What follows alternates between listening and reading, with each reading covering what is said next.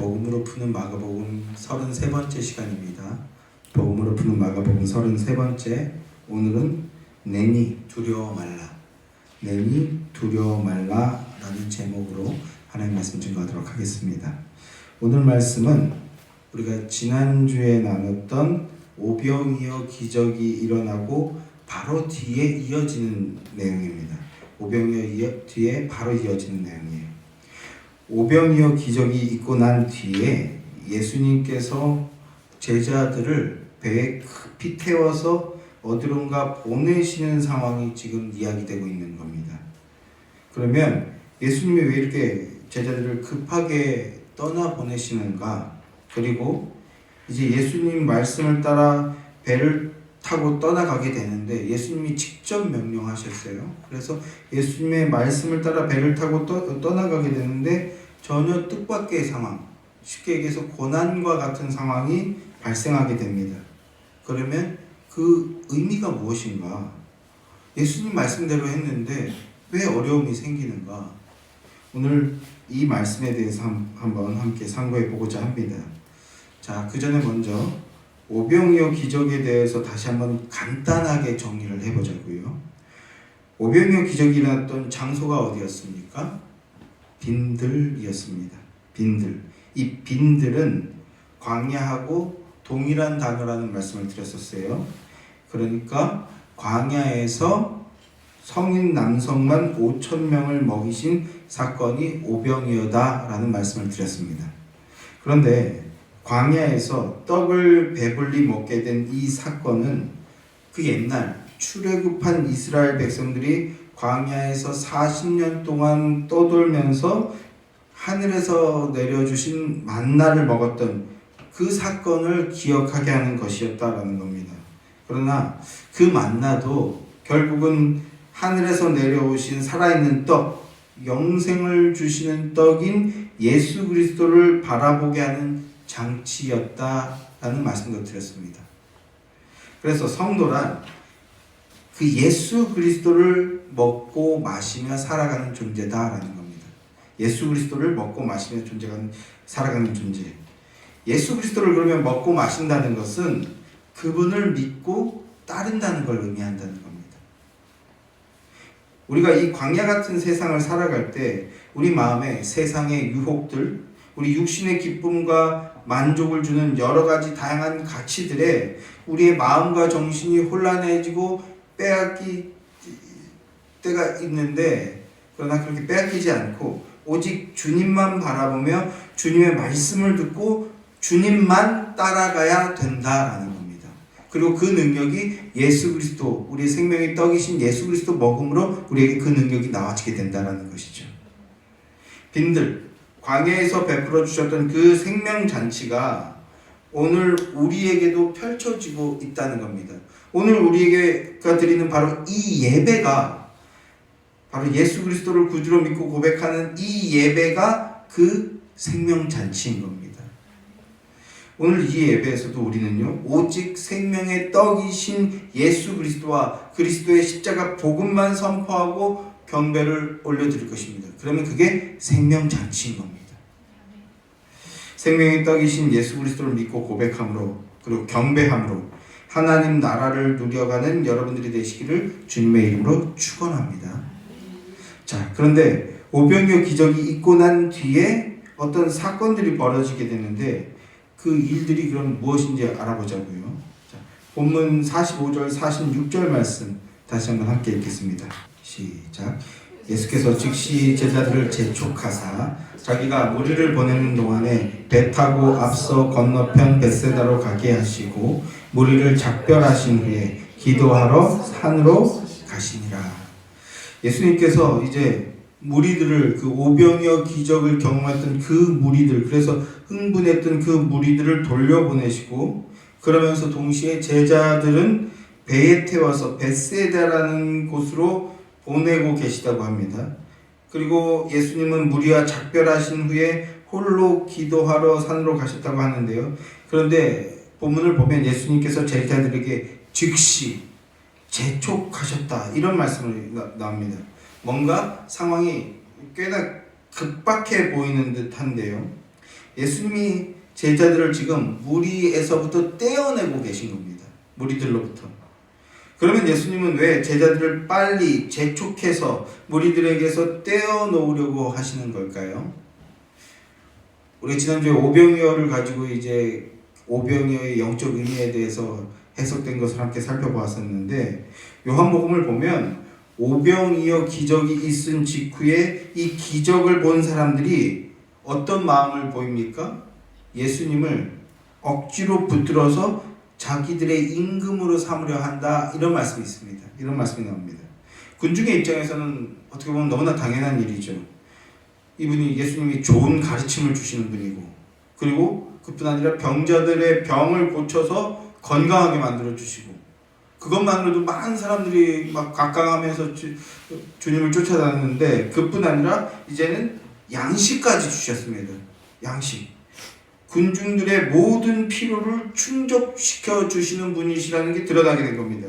그러니까 이 군중들이 열광하며 자신들의 임금으로 삼으려 하는 것은 너무나, 어떻게 보면 너무나 자연스러운 반응이다라고 할 수 있는 것이죠. 그런데 군중들의 그런 모습을 보면서 그러면 제자들의 마음은 어땠을까요? 제자들의 마음. 수많은 사람들이 몰려드는 것만으로도 가슴이 뛰었을 겁니다. 사람이라면 누구나 그렇죠. 야, 이거 진짜 뭐가 돼도 되긴 되겠다, 이런 마음이 들었을 겁니다. 그런데 오병이어가 있은 직후에 그들에게서 나타난 반응이 어떤 겁니까? 저분을 우리의 임금 삼자, 예수를 우리의 임금으로 모시자, 이런 반응들이, 이런 분위기가 나타나는 걸 제자들이 모르긴 몰라도 더 빨리 느꼈을 겁니다. 더 잘 느꼈을 거예요, 예수님보다. 왜요? 자기들 마음에도 그런 것들이 담겨 있으니까 비슷한 생각을 하는 그 분위기가 얼마나 뜨겁겠습니까? 자기 마음들을 뜨겁게 했겠습니까? 그러나 예수님은 그런 제자들의 마음을 훨씬 더 잘 알고 계신 것이죠. 그래서 즉시 재촉하여 떠나 보내버리시는 겁니다. 이 무리나 흥분된 분위기에 마음을 두지 말라는 것입니다. 그래서 빨리 배에 태워 보내시는 겁니다. 그 무리와 세상적인 영광이나 흥분, 이런 것들과 분리시켜 버리시는 겁니다. 그게 예수님의 일하심인데, 그러면 예수님은 왜 그들의 임금이 되시지 않는 걸까요? 사람들은 예수님이 자신들의 육적인 배고픔을 채워주시는 것을 체험하고 육적 필요를 채워주시는 그런 분이라고 생각을 하는 겁니다. 그들에게 예수님께서 주신 양식은 썩어질 양식일 뿐인데, 그런데 그 참 의미를 깨닫지 못하고 그것으로 만족하고 기뻐하는 겁니다. 그러나 예수님은요, 사람들의 그 육적 필요를 채워주려고 오신 분이 아니십니다. 썩어질 양식을 공급해 주려고 오신 분이 아니고, 그 썩어질 양식을 공급해 주는 것을 통해서 나오게 되는 그 세상의 인기나 영광이나 세상의 권세와 권력, 이런 것들을 누리려고 오신 분이 아니십니다. 예수님은 하나님의 아들로서 영원한 천국, 신령한 하나님의 나라와 영원한 생명을 주려고 오신 분이십니다. 그래서 결론적으로 이제 일어나게 되는 상황들은 그저 세상의 영광이나 권세를 얻으려고 오신 분이 아니시다라는 것, 영원한 생명을 주려고 오신 분이시라는 것을 보여주기 위한 것이 된다라는 것입니다. 자, 그래서 이제 제자들을 배에 태워 보내시고 무리들도 보내신 다음에 예수님은 홀로 산으로 기도하러 가십니다. 예수님의 기도는 당신의 뜻을 이루기 위한 기도가 아니라 아버지의 뜻을 구하는 기도입니다. 아버지의 뜻대로 되게 해 주십시오라는 기도입니다. 예수님은 공생의 내내 아버지의 뜻대로 되게 해달라고, 아버지의 뜻대로 이루어지게 해달라고 그렇게 기도하셨습니다. 그러면 그 아버지의 뜻이 무엇입니까? 아버지의 뜻은 아들을 보고 믿는 자마다 영생을 얻는 것, 이것입니다. 예수 그리스도가 하나님의 아들이심을 믿음으로 말미암아 영생을 얻는 것, 이게 아버지의 뜻입니다. 그래서 예수님의 기도는 이 예수가 누구신지 알게 되므로 그분을 믿어 영생을 얻게 되는 것, 이게 예수님의 기도입니다. 예수님 안에 있는 자들은요, 이 예수님의 기도에 동참하게 되는 거죠. 예수 그리스도를 알게 되므로 영생에 참여하게 되는 것, 이게 교회의 기도가 되는 것입니다. 자, 이제 예수님이 기도하신 후에 일어나게 되는 사건도요. 그러니까 예수님께서 자신이 누구신지 보여주시는 사건이라고 할 수 있는 겁니다. 누구신지 알게 될 때 우리가 믿어 영생을 얻게 되니까 그 공생의 내내 일어나는 모든 사건은 예수님이 누구신지 알게 하는 것. 그래서 영생에 합류하게 되는 것. 이것이라고 할 수 있습니다. 자, 예수님을 알므로 예수님을 믿게 되는 한 사건을 일으키시는 것이 오늘 본문이라고 할 수 있어요. 그러면 어떤 사건이 일어나게 되는지 함께 보도록 하겠습니다. 47절부터 49절까지 함께 읽겠습니다. 자, 47절부터 49절까지 함께 시작.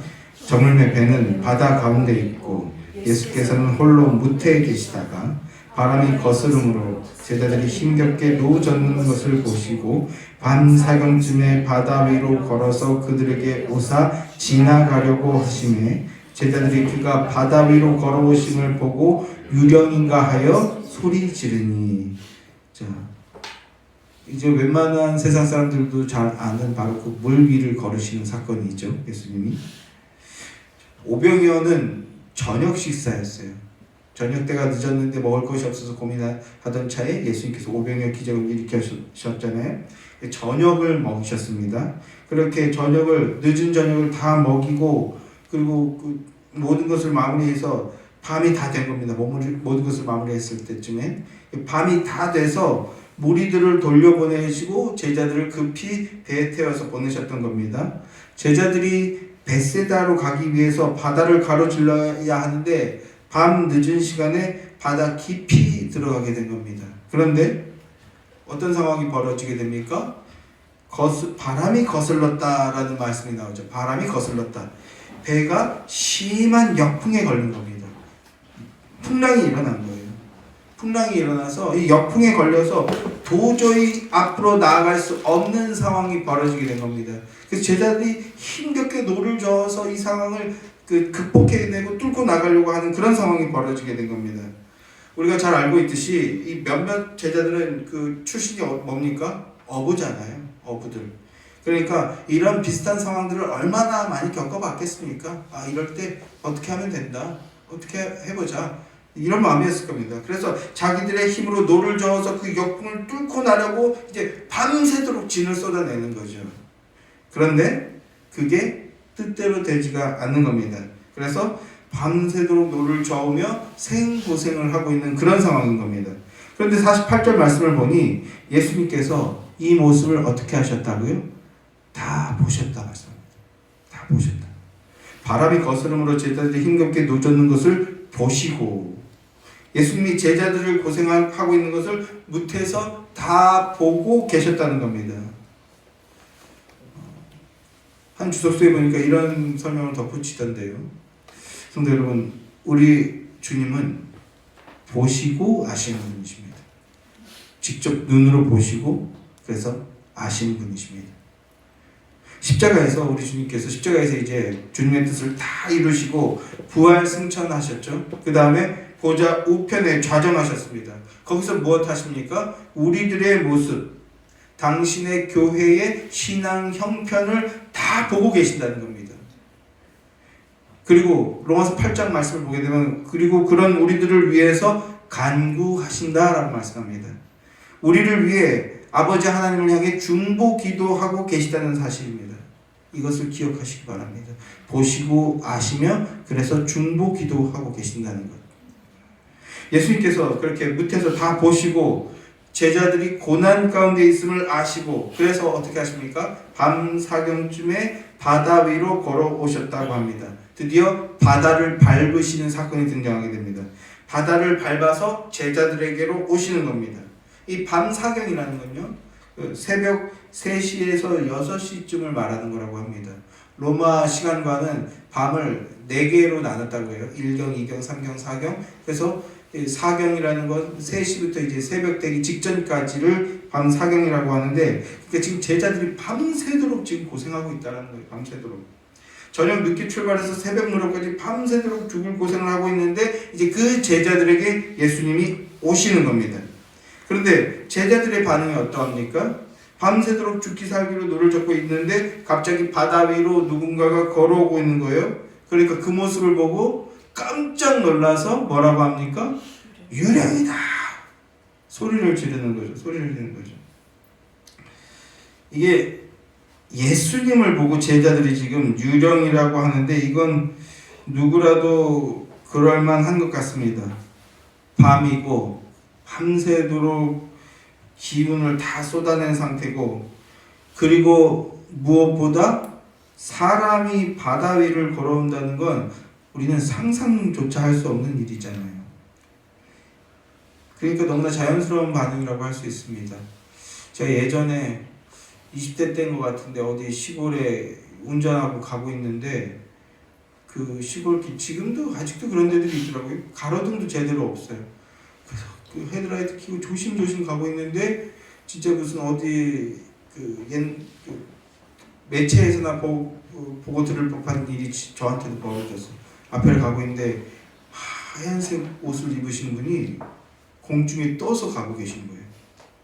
상체가 하얗게 빛나는 분이 공중에, 그리고 진짜 그 짧은 찰나지만 저도 이게 뭐야?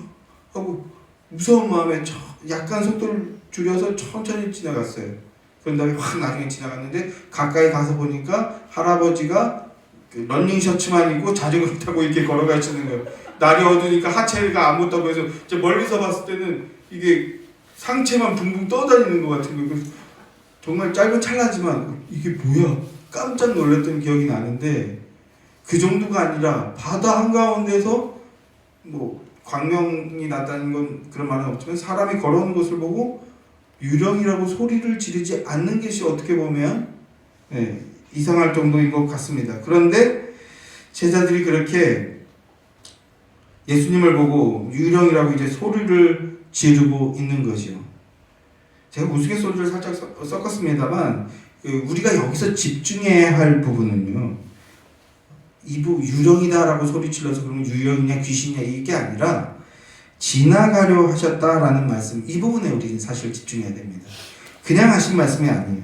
지나가려 하셨다. 이게 무슨 말이냐?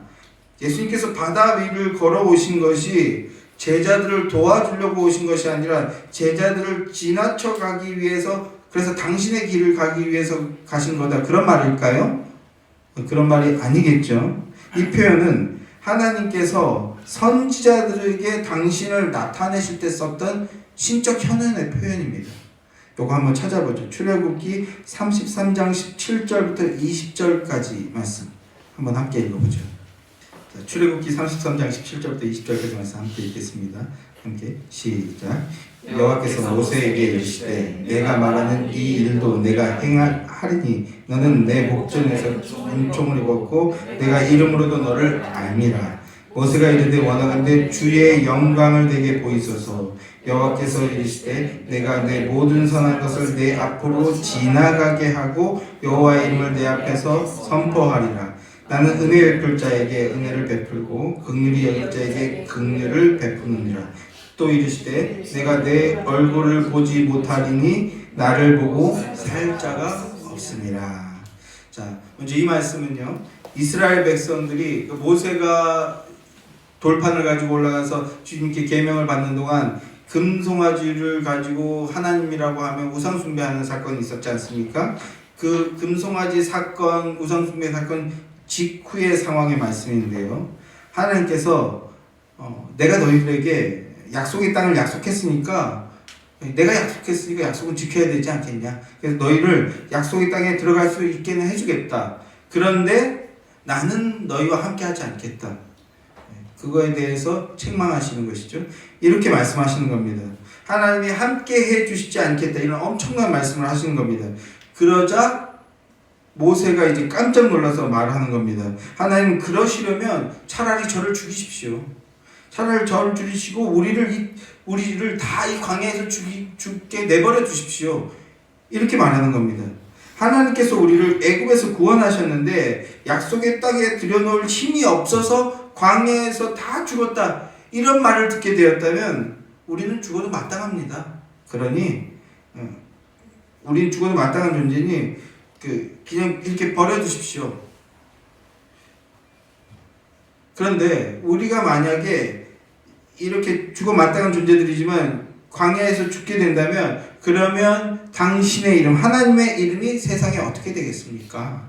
이런 얘기를 하는 거예요. 이런 말을 하는 겁니다. 어떻게 감히, 그런데 모세는 인간인데 어떻게 감히 이런 말을 할 수 있느냐 하는 거죠. 그건 모세가 하나님의 약속에 대해서 믿고 알고 있고 하나님의 자기 이름을 구원하는 방식을 알고 있기 때문입니다. 하나님의 뜻과 계획이 뭔지 알고 있기 때문에 하나님이 어떤 분이신지 알고 있기 때문에 담대하게 오히려 큰 소리 치듯이 간구할 수 있게 되는 상황인 겁니다.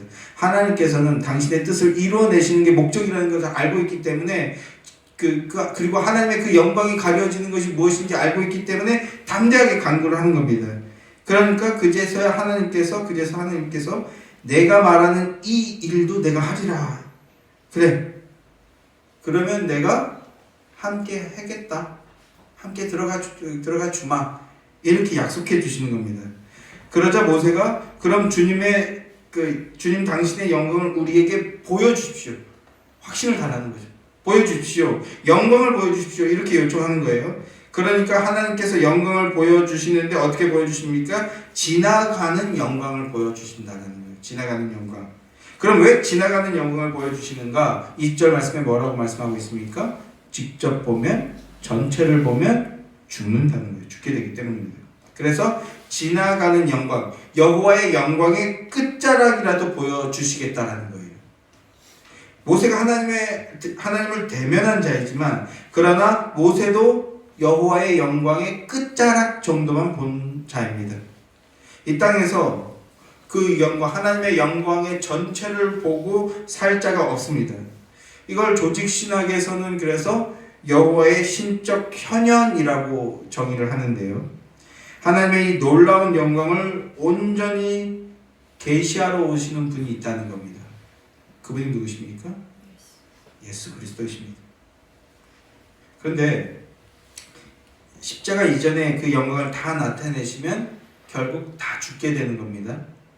그래서 예수님께서 그 영광을 잠시 내려놓으시고 사람의 몸을 입으시고 그리고 종의 모습으로 오신 겁니다. 여호와의 영광의 끝자락 정도, 지나가는 정도만 보여주시는 겁니다. 그런데 지금 예수님이 이 바다를 밟으시며 나타나시는 거예요. 이게 단순히 이것도 무슨 신기한 이적, 마술 같은 그런 이적을 보여주시는 게 아닙니다. 영적인 의미가 있습니다. 하나님을 대적하는 이 죄악된 세력을 대표하는 용과 바다 생물이 기거하는 곳이 바로 바다입니다. 그러니까 이 바다라는 것은요, 영적으로 봤을 때 이 바다는 죄악된 세상을 상징하는 거예요. 죄악된 세상. 그래서 물이 바다 덮음같이 여호와의 영광을 인정하는 것이 온 세상에 가득하게 되리라는 것은요, 성전에서부터 나온 그 생명수가 결국 바다를 다 덮어버림으로써 진정한 하나님의 나라를 이루어올 것이다, 이 말이거든요.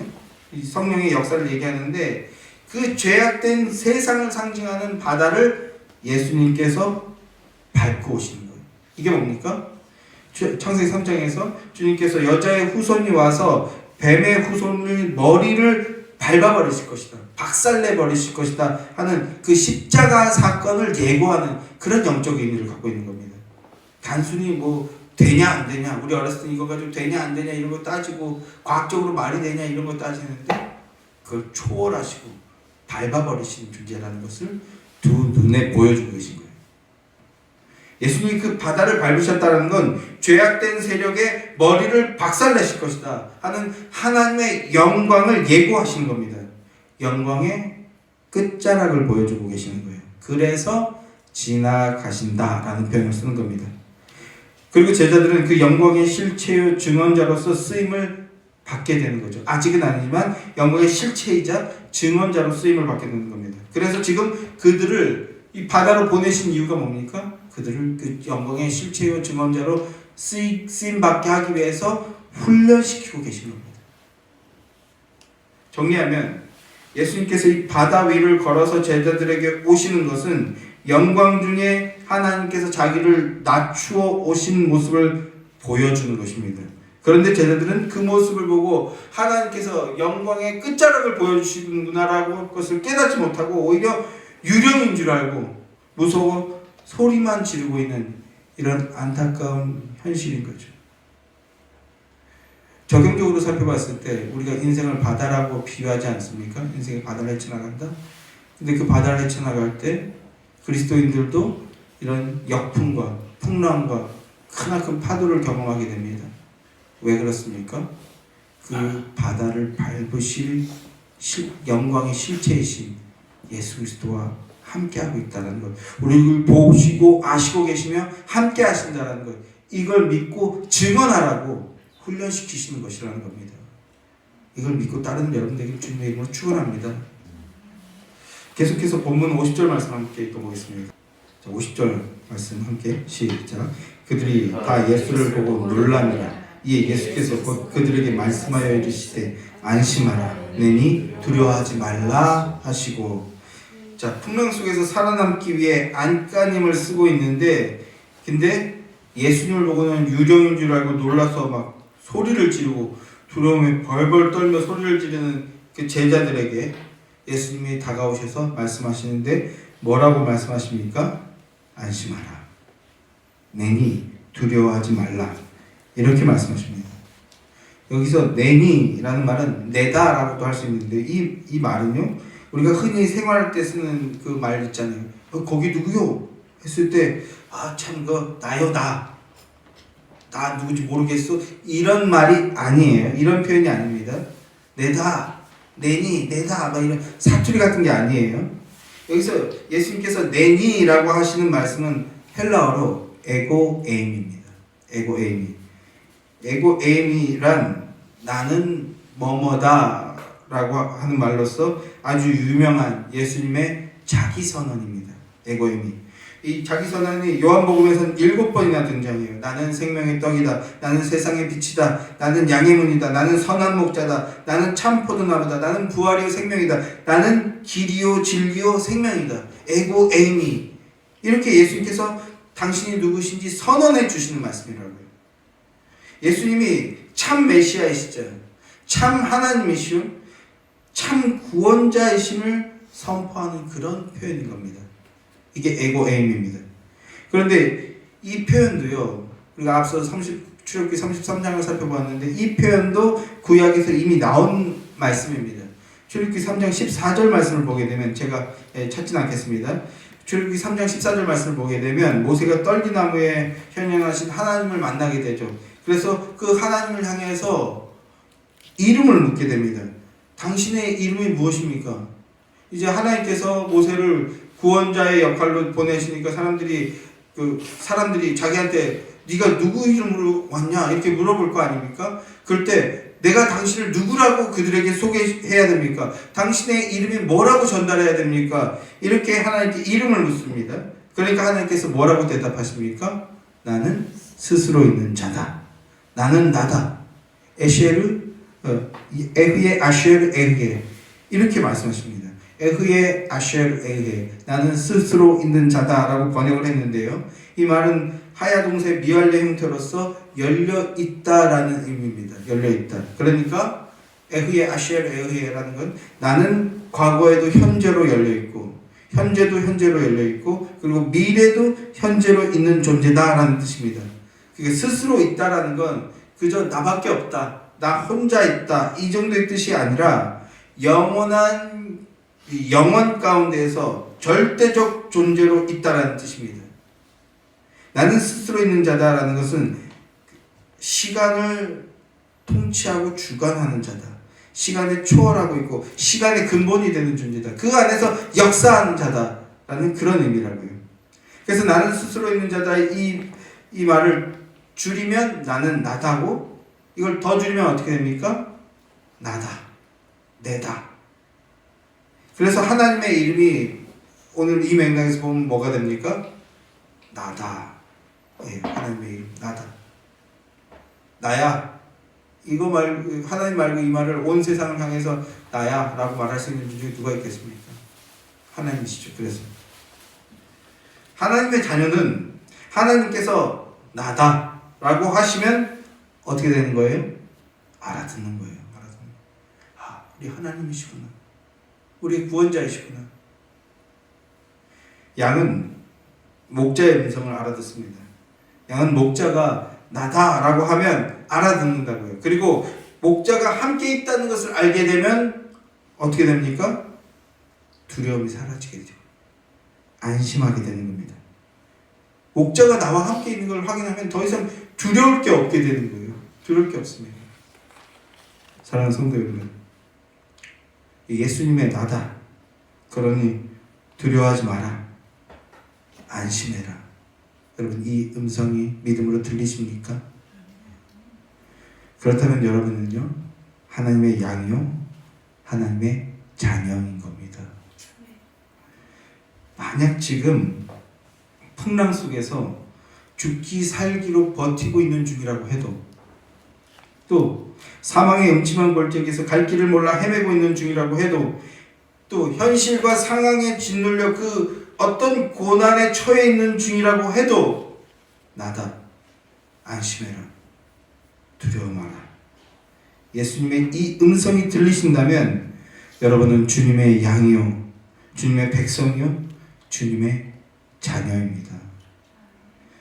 그 주님의 양이요, 백성이요, 자녀들은요, 두려울 것이 없고 부족할 것이 없습니다. 그래서 다윗도 여호와는 나의 목자시니 내게 부족함이 없도다 라고 고백하게 되는 거죠. 찬양하게 되는 거죠. 그런 믿음의 확신 가운데 담대하게 은혜의 고백을 고백할 수 있는 여러분들에게 주님의 이름으로 간절히 소망합니다. 마가복음에는 생략된 내용이 있는데요, 이 동일한 이 사건에 대해서 동일하게 기록하고 있는 마태복음의 기록을 보게 되면요, 베드로가 예수님을 따라 물 위를 걷게 되는 그 사건이 추가로 삽입되어 있습니다. 예수님께서 나다, 안심해라, 두려워하지 마라, 이 말씀을 하시자 베드로가 정말 주님이 맞으십니까? 이렇게 질문하죠. 그러면서 정말 주님이 맞으시다면 나를 명하사 나를 물 위로 걸어오게 하십시오 라고 합니다. 주님께서 명령하시면 나도 걸을 수 있을 것 같습니다. 나한테 그렇게 명령해 주십시오. 그러니까 예수님께서 오라, 그럼 와라, 이렇게 말씀하시죠. 그 말은 들은 베드로가 진짜로 물 위를 걷게 됩니다. 주님의 명령을 따라서 예수님을 향해서 걸어가게 돼요. 그런데 믿음으로 예수님만 보고 걸어가다가 그 순간 바람과 파도를 보게 되죠. 이 베드로가 어부 출신인데, 그런데 그 순간 자기 옆에 있는 바람과 파도를 보게 되니까 이 눈앞의 현실을 본 거잖아요. 그러니까 어떻게 됩니까? 그만 두려움에 빠져서 물에 빠지게 됩니다. 그 물에 빠져서 막 살려주세요 하고 소리를 지르게 되는 거죠. 믿음으로 시작이 되었지만 주님보다 상황과 환경을 더 크게 보니까 두려움에 빠져버렸던 겁니다. 전적으로 주님을 의뢰하고 신뢰하지 않았던 겁니다. 그러니까 이 어부 출신인데, 이 베테랑 어부인데 물에 빠져도 막 살려달라고 소리를 지르게 되고, 그래서 결국 주님께서 손을 잡아주시고 주님의 잡고 주님 품 안으로 들어가서 생명을 건질 수 있게 되는 이런 사건이 마태복음에 기록되어 있습니다. 이것은 믿음의 초점이 상황과 환경이 아니라 오직 예수님께 있어야 한다는 것을 보여주는 겁니다. 오직 예수님께. 생명이 예수님 안에 있고 예수님 안에 있을 때 안전함을 얻게 된다는 걸 베드로가 직접 경험하는 거죠. 그리고 후배 성도인 우리들에게까지 전달하고 있는 거죠. 양은 목자만 있으면 안심이고 두려울 것이 없습니다. 하나님 아버지의 자녀는 부족함이 없다고 고백하며 믿음의 길을 담대히 걸어나갈 수 있게 된다는 것입니다. 성도 여러분, 믿음으로 이 예수님의 음성을 듣고 안전과 풍요를 누린 여러분 되시길 주님의 이름으로 축원합니다. 자, 계속해서 이제 본문 51절 52절 말씀 함께 읽겠습니다. 51절 52절 말씀 함께 시작. 배에 올라 그들에게 말씀 바람이 그치는지라 제자들이 마음에 심히 놀라니 이는 그들이 그 떡 떼시던 일을 깨닫지 못하고 도리어 그 마음이 둔하여졌음이라. 예수님께서 배에 오르시니 어떻게 되었습니까? 풍랑이 잠잠해졌다고 합니다. 문제가 해결이 된 겁니다. 예수님이 그들에게 올 때 물 위를 걸어오셨습니다. 그것은 예수님이 자연 법칙을 초월하시는 분이시라는 것을 두 눈에 보여주신 겁니다. 아까도 언뜻 얘기했지만 저희 어렸을 때는요, 19세기에 일어났던 그 과학주의가 가장 절정에 있었던 시기인 것 같아요. 이제 돌아보니까. 그래서 진화론 얘기하면 입도 뻥끗 못하고 깨갱하고, 그러니까 기독교 신앙은 엉터리다, 이런 과학주의에 짓눌렸던 시기를, 짓눌리듯 하던 시기를 통과하게 된 것 같은데, 그때는 이 물리를 거르는 사건, 그게 말이 되냐? 그게 말이 되냐? 이렇게 과학적으로 그게 말이 되냐? 증거를 보여봐라. 그럼 믿겠다. 이런 식의 그 사고나 주장이 팽배했던 그런 시절이었던 것 같은데, 이제는 그런 식으로 따지는 시기는 지난 것 같습니다. 신적 존재라면 그런 것은 뛰어넘을 수 있는 존재다라는 이 인식들이 이제 이 정도까지는 온 것 같은데요. 예수님은 그러니까 하나님으로서 자연 법칙을 초월하시는 분이시라는 겁니다. 그뿐 아니라 예수님은 예수님께서 그 자연 법칙을 초월해서 물 위를 걸어오신 것은 예수님이 바로 이 자연을 창조하신 분이시고 주관하시는 분이시다. 온 우주 만물을 다스리시는 분에게 자연 법칙에 짓눌리거나 복속되지 않으신 분이시다라는 것을 보여주는 것입니다. 그분이 배에 오르시자 또 어떤 일이 벌어졌다고요? 그 풍랑이지만 문제가 해결이 되어버렸어요. 영적으로 우리에게 큰 의미를 주지 않습니까? 문제가 해결이 되었습니다.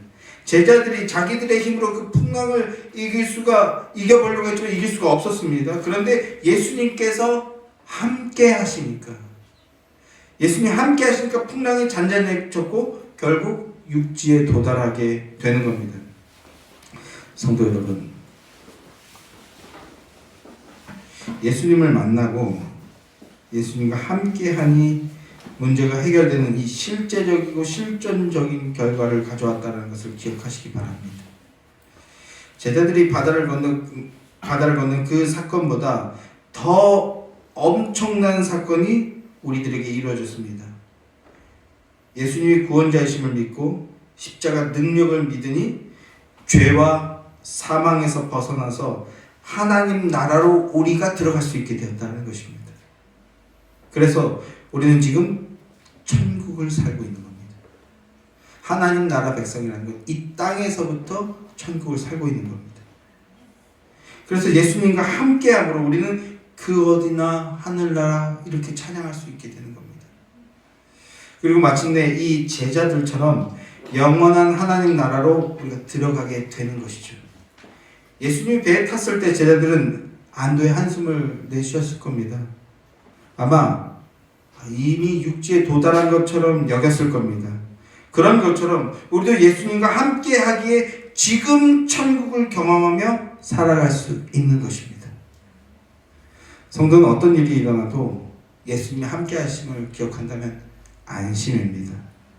왜냐하면 주님이 함께 하시니까 문제가 해결된다는 것을 성경을 통해서 우리가 경험하고 있는 겁니다. 그리고 이러한 끝에 반드시 하나님께서는 예수님을 통하여 하나님 나라로 인도하신다는 확신을 가지고 살아가게 되는 것이죠. 이 믿음의 확신으로 그 영원한 하나님을 향해 담대히 나아가는 복된 여러분들 되기를 주님의 이름으로 축원합니다. 그런데 이 사건은 예수님이 창조주이시자 구속주이심을 보여주신 사건인데, 그런데 이 제자들은 어떻습니까? 그 마음이 둔하여져서 아직은 예수님이 누구신지 알아보지 못한다고 합니다. 아직은 이라는 말을 제가 붙였는데 그것은 아직 성령님이 임하시지 않은 상태이기 때문에 그렇습니다. 그런데 본문은 그 상태를 이제 성령님께서 임하실 때 비로소 예수님이 창조주시자 구원자이심을 믿고 고백하는 자들로 변화되게 되는데요. 아직은 그 상태는 아닙니다. 그래서 오늘 본문을 보면 아직 그 상태가 아닌 그 모습을 뭐라고 표현하고 있습니까? 떡 떼시던 일을 깨닫지 못하고 라고 표현하고 있습니다. 오병이어 기적의 진정한 의미가 뭔지 깨닫지 못하는 상태라는 겁니다. 오병이어는 단순히 떡을 배불리 먹게 하는 것이 목적이 아니었습니다. 예수님이 생명의 떡을 주는 존재, 영생의 주관자이시다라는 것을 보여주시는 것이었습니다. 그러나 성령의 임재가 없이는 그 누구도 이 진리를 깨달을 수 없다는 것입니다. 예수님이 영생의 떡이시며 그 예수를 믿음으로 영생의 은혜와 능력을 이 땅에서부터 누릴 수 있음을 믿는 자가 바로 성도인데요. 그 믿음이 있다는 것은요, 여러분 그 믿음이 있으십니까? 그 믿음이 있다는 것은 성령님이 임재하셨다는 뜻입니다. 성령님이 여러분 안에 거하고 계시기 때문에 우리는 그걸 믿고 고백할 수 있습니다. 성령님의 임재 안에 있는 자는 이 생명부터 시작해서 모든 것이 하나님의 은혜의 선물임을 알게 되고, 그래서 감사하게 됩니다. 모든 것에 대해서 감사하며 살아가게 돼요.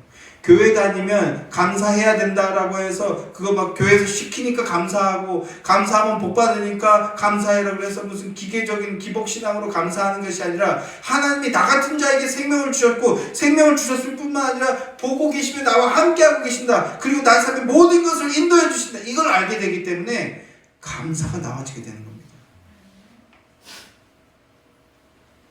성도의 삶은 이 땅에 속하지 않습니다. 영원 안에 속합니다.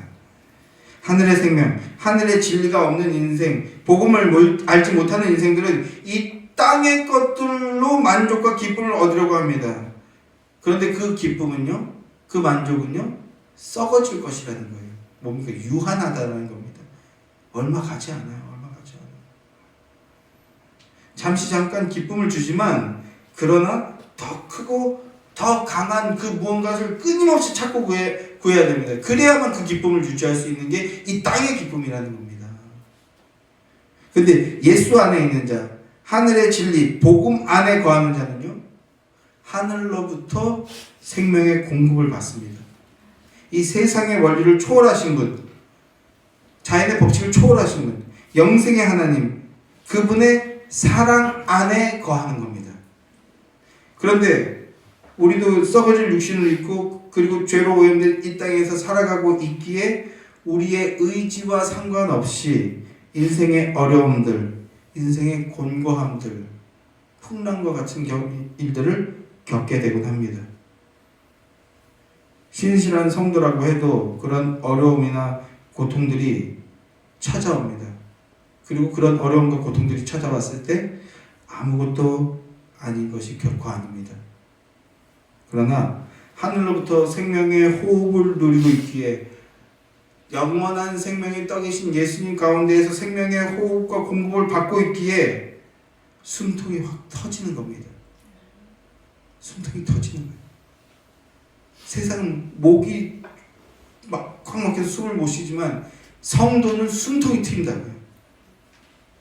이 세상의 원리나 이 세상의 가치를 추구하는 인생들이 좌절하고 포기할 때 생명의 호흡을 얻고 있고 누리고 있기에, 오히려 그런 것들을 통해서 그 고통과 좌절과 공감 이런 것들을 통해서 더욱 하나님을 찾고 더욱 구하고 더욱 하나님을 의지하게 된다는 겁니다.